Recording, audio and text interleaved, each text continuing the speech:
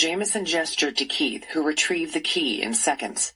Keith, tell Mooney to order that medevac ASAP. The hostage is alive. No identification. You understand? And send my chopper. You got it!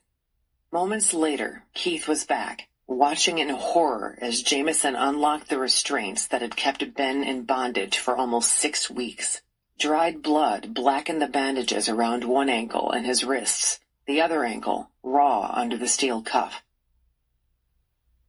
I offer her my hand, and she pulls herself up off the gravel driveway.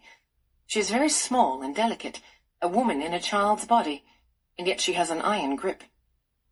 "Fluffy!" I call, but my cat has gone into hiding. "Here, make herself at home." I clear a pile of laundry off the sofa so she can sit down, but she follows me into the kitchen, watches closely as I make the tea, as if she's never seen it done before. So you weren't angry at him? Webb pressed. Aaron saw recognition hit Amber. You think I wanted to hurt him? Amber exclaimed. You think I took a box of chocolates and poisoned them and gave one to my Normie?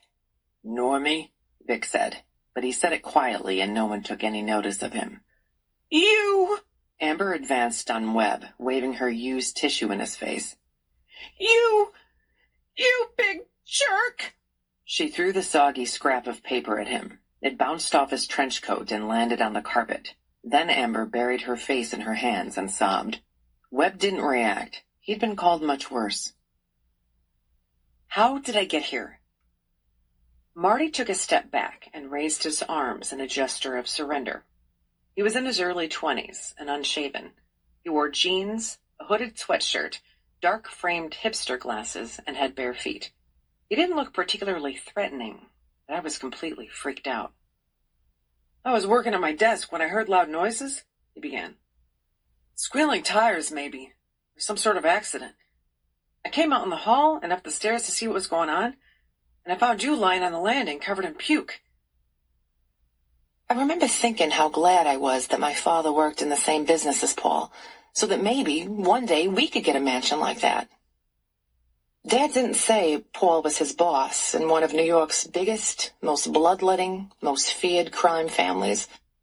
He didn't mention being a businessman like Paul was putting a life on the line. I'd have to wait to learn this angle of the business.